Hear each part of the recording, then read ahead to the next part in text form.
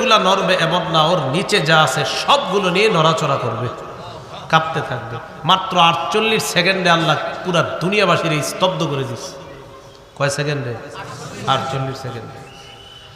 তো এটা তো কেয়ামত না, এটা কেয়ামতের আগে একটা দেখাই দিল আল্লাহ। এটা কিন্তু কেয়ামত না, এটা কেয়ামতের আগে আল্লাহ শুধু একটা আলামত দেখাইল। এই জন্য মনে রাখবেন, কেয়ামতের যে ভূমিকম্প, এটার আগে যে ভূমিকম্পগুলা হবে এগুলা কেয়ামতের আলামত। বলেন এগুলা কি? সহিহ বুখারীর বর্ণনা 1036 নম্বর হাদিস। عن أبي هريرة رضي الله تعالى عنه قال قال رسول الله صلى الله عليه وسلم নবীজি বলেন লা তাকুমুস সাআহ হাত্তা ইউকবাযাল ইলম। নবীজি বলেন কিয়ামত সংগঠিত হবে না যতক্ষণ ইলম উঠিয়ে নেওয়া না হয়, ইলম না উঠানো পর্যন্ত কিয়ামত সংগঠিত হবে না। কিয়ামতের আগে ইলম উঠিয়ে নেওয়া হবে, কিয়ামতের আগে ইলম উঠিয়ে নেওয়া হবে। রাসূলুল্লাহ সাল্লাল্লাহু আলাইহি সাল্লাম সহিহ বুখারীর 100 নম্বর হাদিসের মধ্যে নবীজি বলেন ইন্নাল্লাহা লা ইয়াকবিজুল ইলমা ইনতিজাআন ইয়ানতাজিউহু মিনাল ইবাদ। নবীজি বলেন আল্লাহ আলেমদের সিনা থেকে এইভাবে ছৌ মেরে বিদ্যা উঠিয়ে নিবে এমনটা হবে না, আল্লাহ টেনে বিদ্যা নিয়ে নিবে এমনটা হবে না। ওয়ালাকিন ইয়াকবিজুল ইলমা বিকবজিল উলামা, আল্লাহ আলেমদেরকে উঠিয়ে নেওয়ার মাধ্যমে এলেম দুনিয়া থেকে উঠিয়ে নিবেন। আলেমরা বিদায় নিবে, এই আলেমদের সাথে এলেম দুনিয়া থেকে উঠে যাবে। তাহলে আলেমরা বিদায় নিবে, তাদের সাথে এলেম দুনিয়া থেকে উঠে যাবে। এমন একটা পরিস্থিতি সৃষ্টি হবে হাত্তা ইযা লাম ইউবকি আলিমা, মানুষ যখন আলেমার তালাশ করে পাবে না, ইত্তাখাযান নাসু রুউসান জুহালা, মানুষ জাহেলদেরকে ধর্মীয় নেতা বানাবে। ফাস্তাফতাউ ফাফতাউ বিগাইরি ইলমিন, মানুষ ওই জাহেলদের কাছে ফতোয়া জিজ্ঞাসা করবে। জাহেলরা বিদ্যা ছাড়া ফতোয়া দিয়ে দিবে। ফতোয়া দেওয়ার পর ফাদাল্লু ওয়া আদাল্লু, নিজেরাও পথভ্রষ্ট হবে, যাদেরকে ফতোয়া দিবে তাদেরকেও পথভ্রষ্ট করবে। যেমন লিখে পাঠাবেন যে নারীরা কি অপবিত্র অবস্থা, অর্থাৎ তাদের যে অসুস্থতা অবস্থায় কোরআন পড়তে পারবে কিনা, মনে করেন মাইরা দিবে, হ্যাঁ পারবে, দিয়ে দিল, হ্যাঁ দিয়ে দিল। অথচ আছে হাদিসের মধ্যে আল হাইজ ওয়াল জুনুবু লা ইয়াকরাউনাল কুরআন, যাদের উপর গোসল ফরজ আর যে সমস্ত নারীরা অসুস্থ হবে তারা কোরআন পড়তে পারবে না, তো এই বলে দিল আর কি পড়তে পারবে। এরকম বিদ্যা ছাড়া ফতোয়া দিয়ে দিবে, এমন একটা অবস্থা সৃষ্টি হবে। আল্লাহ আমাদেরকে বুঝার তৌফিক দান করেন। রাসূলুল্লাহ সাল্লাল্লাহু আলাইহি সাল্লাম বলছেন লা তাকুমুস সাআ হাত্তা ইউকবাযাল ইলম, কিয়ামত হবে না ইলম না উঠিয়ে নেওয়া পর্যন্ত। এরপর নবী বলেন ওয়াতাকসুরাজ জালাজিল, কিয়ামতের আগে অনেকগুলা ভূমিকম্প হবে, একটা না অনেকগুলা ভূমিকম্প হবে। বলেন একটা না অনেকগুলা?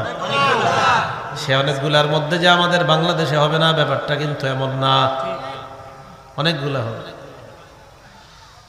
ওয়াতাকসুরাল ফিতান, ফিতনা হবে অনেকগুলো, একের পর এক ফিতনা আসতেই থাকবে। ওয়ায়াকসুরাল হারজু, খুন খারাপি বাড়তেই থাকবে। বলেন এগুলা কি বাড়ছে না কমছে? হাত্তা ইয়াকসুরা ফীকুমুল মাল ফায়াফিদা, তোমাদের এত সম্পদ হবে, সম্পদ হইতে হইতে সম্পদ উপচে পড়বে, এরপরেও বলবা আরো লাগবে। সম্পদ হইতে হইতে উপচে পড়বে। তাহলে কিয়ামত হবে না, এর মধ্যে একটা জানলাম তাকসুরাজ জালাজিল, ভূমিকম্প অনেকগুলো হবে, ভূমিকম্প অনেকগুলো হবে। তো আমরা ভূমিকম্প জানলাম এক নাম্বার, ভূমিকম্প কিয়ামতের আলামত। তাহলে আসল ভূমিকম্প যেটা হবে তো কিয়ামত হয়ে যাবে যখন ওইটা হবে, আর এটা আলামত। তাহলে তুরস্কে যেটা হয়েছে এটা কি কিয়ামতের আলামত। 2 নাম্বার, ভূমিকম্প হওয়ার অন্যতম একটা কারণ আদম সন্তানের পাপ বেড়ে যাওয়া। কি বেড়ে যাওয়া? পাপ বেড়ে যাওয়া ভূমিকম্পের একটা কারণ। পাপ যত বাড়বে ভূমিকম্প তত বাড়বে। ইবনে মাজাহ 4020 নম্বর হাদিসের বর্ণনা। عن أبي مالك الأشعري رضي الله تعالى عنه قال قال رسول الله صلى الله عليه وسلم আবু মালিক আশআরী রাদিয়াল্লাহু তাআলা আনহুর বর্ণনা আল্লাহর রাসূল বলেন লা ইয়াশরাবান্না নাসুম মিন উম্মতি আল খামরা আমার উম্মতের একদল মানুষ মদ পান করবে ইসাম্মুনাহা বিগাইরি ইসমিহা এরা মদ পান করবে অন্য নাম দিয়ে নাম পরিবর্তন করে মদ পান করবে নাম দিবে এক এক নাম দিবে আর মদ খাবে বিভিন্ন নাম দিবে নেশা জাতীয় দ্রব্যের অনেক নাম দিবে কানাডা ড্রাই মাস্তুদ আরো অনেক কিছু নাম দিবে এই সেই তো নাম দিয়ে তারা এগুলা পান করবে নবীজি বলেন মাতাল অবস্থায় ইউজাফু আলা রুউসিহিম বিল কাইনাতি ওয়াল মুগান্নিয়াত এরা মাতাল অবস্থায় থাকবে তাদের সামনে ঢোল তবলা বাজনা চলবে আর নর্তকীরা নাচানাচি করতে থাকবে রাসূল বলছে এমন একটা অবস্থা হবে কবে হবে বলেন তো আরো ভবিষ্যৎ প্রজন্ম অপেক্ষা করবে হওয়ার না চলছে রাসূল বলেন আমার উম্মতের একদল মদ পান করবে অন্য নাম দিয়ে যখন অন্য নাম দিয়ে মদ পান করবে তখন তাদের সামনে মাতাল অবস্থায় নর্তকীরা নাচানাচি করবে নাচের তালে তালে এরা মদ খাবে আর নায়িকা গায়িকারা নাচবে আর মাদকের ভয়াবহতা এরকম রূপ ধারণ করবে যেটা আগামী 14 ফেব্রুয়ারিও আমাদের দেশেও হবে লজ্জা শরম যাদের আছে তারা এই 14 ফেব্রুয়ারি পালন করবে না যদি লজ্জা শরম না থাকে ভূমিকম্প থেকে যদি শিক্ষা না নেয় তাহলে কি করা পাপ বাড়বে ভূমিকম্প আসবে পরে রাসূল কি বলে দেখেন নবীজি বলেন এমন অবস্থা যখন হবে ফায়াখসিফাল্লাহু বিহিমুল আরদ এমন অবস্থা হবে এক পর্যায়ে তাদের পাপের মাত্রা এত বাড়বে ইয়াখসিফুল্লাহু বিহিমুল আরদ আল্লাহ তাদেরকে জমিনের মধ্যে ধসিয়ে দিবেন ধসাইছেন জমিনে ধসিয়ে দিবেন চোখের পানি রাখতে পারবে না কি দৃশ্য যখন এই দৃশ্যগুলা দেখি আমার অনেক কিছু বলতে মন চায় জানি বললে অনেক ট্যাগ লাগবে আমার গায়ে তাই বলি না না না এইখানে না এটা অন্য ব্যাপার আছে এটা বললে আরে আপনারা কি বলবেন আমার সমজাতীয়রাই আমাকে ফতুয়ায় জড়িত করে ফেলবে যখন বলবো এটা বলবে তুরস্ক নিয়ে তুমি কথা বললা সাহস কত বড় এরকম বলে ফেলতে পারে হ্যাঁ তুরস্কের ইতিহাস পড়েন পড়লে সব বুঝবেন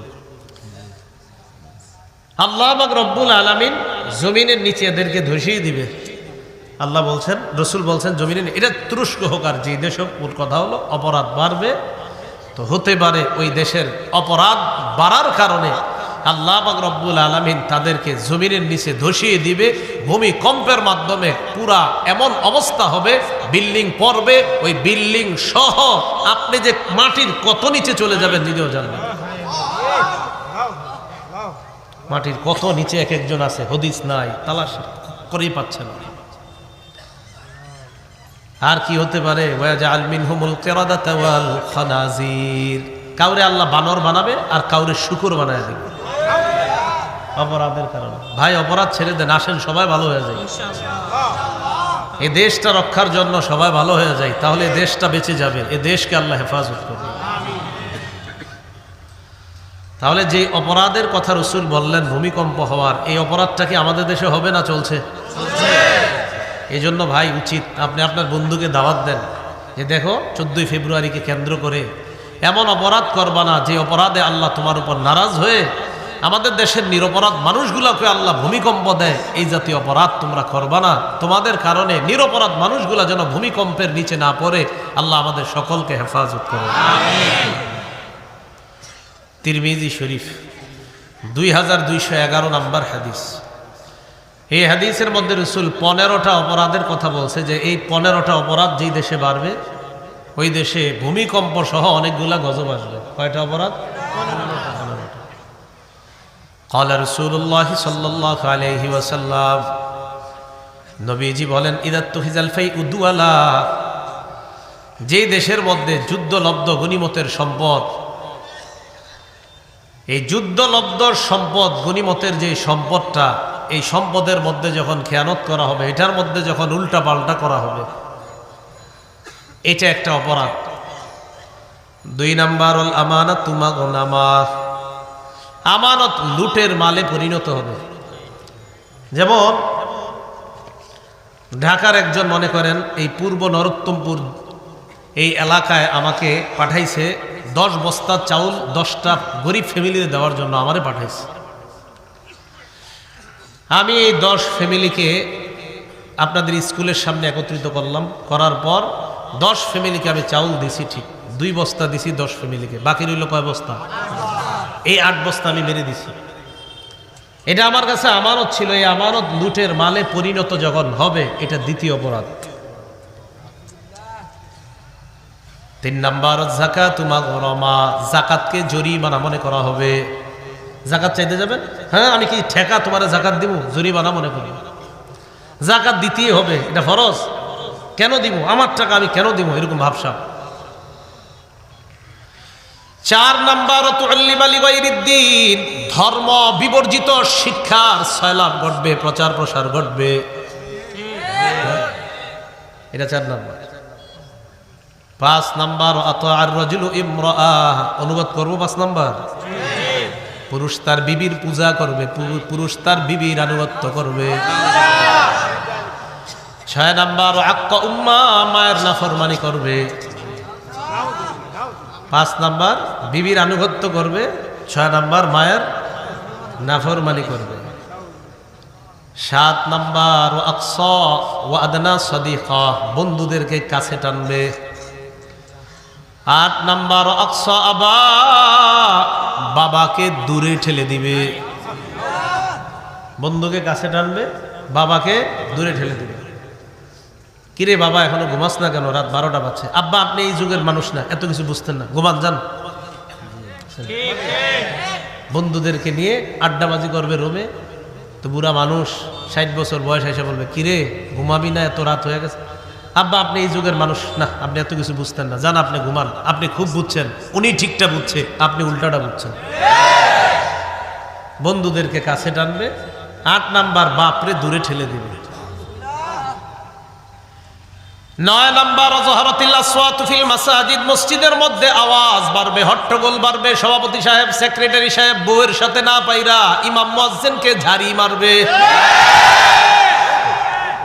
এরকম হবে আর কি, জানি না এই এলাকা হয় কিনা, হবে যদি হয়।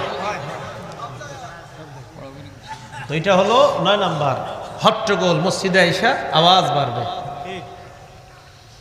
10 নাম্বার ওয়াসাদাল কাবিলা তাফাসিকুহুম, গোত্রের নেতা হবে সবচেয়ে পাপাচার ব্যক্তি। 11 নাম্বার ওয়াকানা জাইমুল কওমি আরজালাহুম, এই যে এলাকায় এলাকায় দরবার টরবার করবে, এদের নেতা হবে সবচেয়ে নিকৃষ্ট মানুষ। বেচারার জমিন, এর জমিন উনি পাবে কেমনে জানি, রাতের বেলা আমারে পড়ায় টড়ায় রাজি করে লাইছে, পরের দিন গিয়া জমিনটা সেই পাবে। এখন আমি পরের দিন পুরাই পুরাই উল্টা সবার কথা শুনে আমি বললাম, আমি সব শুনে টুনে বুঝতে পারলাম জমিন এটা হের না, জমিন এটা তার না, এটা তার, আসলে এটা হের। চলছে কিনা আমি তো জানি না, নবী বলছে যদি হয়, নবীজি বলছে যদি হয়, বাকি হচ্ছে কিনা এটা এলাকা যা থাকে না আপনারা ভালো জানেন। রসুল বলছেন যদি এগুলা হয়। এগুলো 11 নাম্বার। বললাম না আমরা সবাই ভালো হয়ে যাই, চলেন, কারণ এগুলা যদি হয় তো গজব আসবে। তো রসুল তো বলে দিয়েছেন উম্মত, আমি তোমাদেরকে বলে দিচ্ছি এগুলা হলে গজব আসবে, এগুলা তোমরা হয়েও না, এগুলা করবা না, এগুলা থেকে বেঁচে থাকো। এগুলো 11 নাম্বার। 12 নাম্বার উকরিমার রাজুলু মাখাফাতা শাররিহি, মানুষ মানুষকে সম্মান করবে শ্রদ্ধা থেকে না, তার জুলুম থেকে, তার অনিষ্টতা থেকে বাঁচার জন্য। এটা 12 নাম্বার। মেয়েটা স্কুলে যায় তো টেনশনে থাকে, মোটরসাইকেল নিয়ে 5-7 জন ডেইলি মোস্তানি করে, তো বেচারা টেনশনে থাকে, আরে এগুলারে সালাম দেয়। একক তো নামাজও পড়ে না, তো হাজির সাহেব একটার জায়গায় কয়েকটা সালাম দেয়, কোন নিয়তে? আমার মেয়েটারে যেন ডিস্টার্ব না করে। এটা কি শ্রদ্ধার সালাম নাকি এটা তার অনিষ্টতা থেকে বাঁচার সালাম? এটা 12।